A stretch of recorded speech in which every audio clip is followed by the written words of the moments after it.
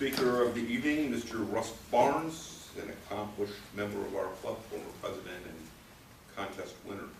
Russ is working on a second competent communicator manual, and this is speech number 4, how to say it. This speech will be one of several presentations in an organization design workshop that Russ is developing for business owners.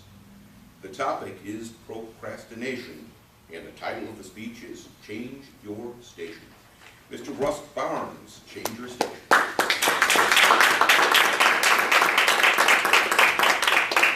I know everyone in this room works incredibly hard. And I know that some of you who work incredibly hard and at the end of the day, feeling like you haven't accomplished very much. And in fact, you probably feel like you have more to do at the end of the day than you had when you started. And I see some heads nodding, so I know that's the case. Additionally, you probably feel fairly drained. You're losing energy as a result of all of the hard work you're doing. These are actually, believe it or not, symptoms of procrastination. And tonight, we're going to talk about changing your station to fix procrastination. What do I mean by change your station? Everyone has programmable buttons in their car for their radio. True? Yep. How many of you actually program those buttons? Quite a number of hands. So when you're sitting in traffic and your favorite music is playing, and then all of a sudden it gets interrupted by commercial after commercial after commercial, you can just push button number 2, see if that has some of your favorite music, or push button number 3, or push button number 4. But you can change your station to something that's going to give you that good feeling that you had before the commercials interrupted your euphoria. And this is what we're going to talk about. I'm going to talk about changing your station to station WTAP. But before we get there, what is the reason for procrastination? And there are 3 reasons why people procrastinate. The first reason people procrastinate is because they don't know what to do. You have these feelings of overwhelm, you have these feelings of frustration, and you don't know where to begin to solve those problems. So it shuts you down, and you end up not doing much of anything. The second reason for procrastination is you don't know how to do it.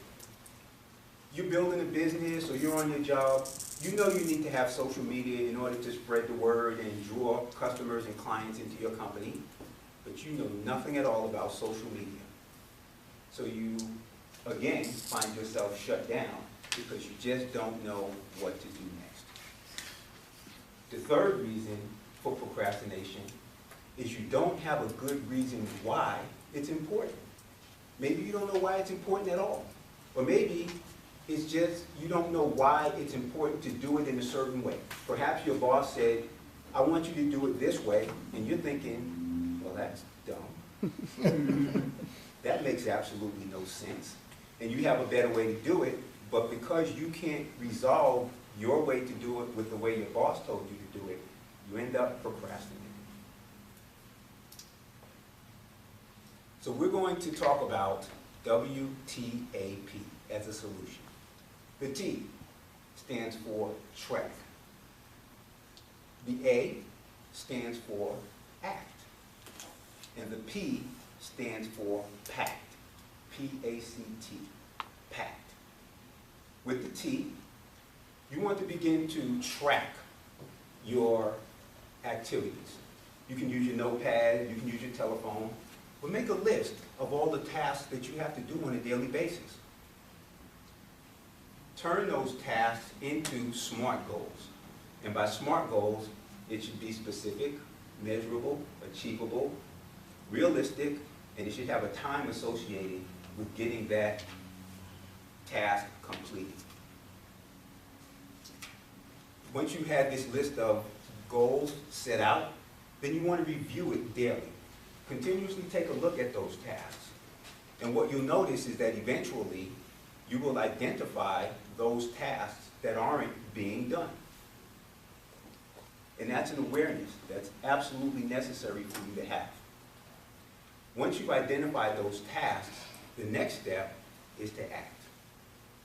To take some action to see how you can begin to get those goals done. The first action that you can take is to just do it. You set the SMART goals so you have some sort of an idea of what needs to be done. And sometimes if you just take that first step, it gives you the energy and the catalyst to take the second step and the third step and the fourth step.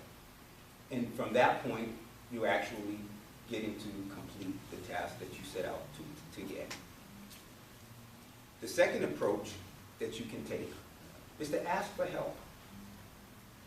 There are people who love to do those things that you hate to do. So if it's a task that you just don't enjoy, see if there's somebody else who does enjoy that. And for them, it will be fun.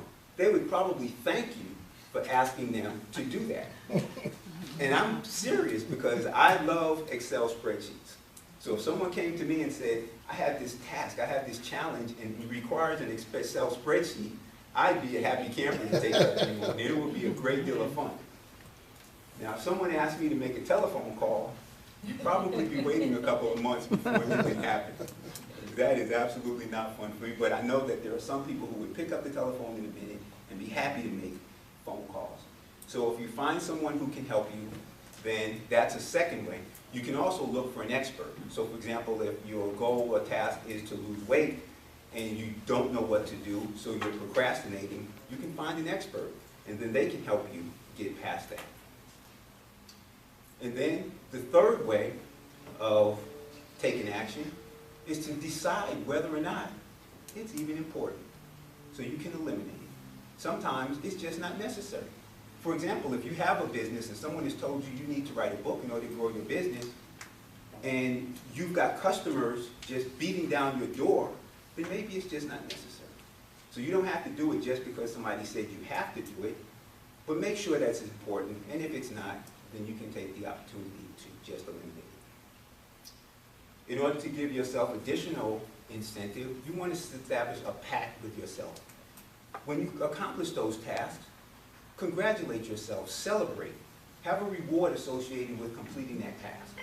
And then if you don't accomplish the task, have some sort of a consequence as a result of not getting it done. A punishment, if you will, but just don't flog yourself. With those goals, you will be able to reprogram your brain so that when the opportunity presents itself that you're procrastinating, you can punch channel WTAP and solve your problem of procrastination.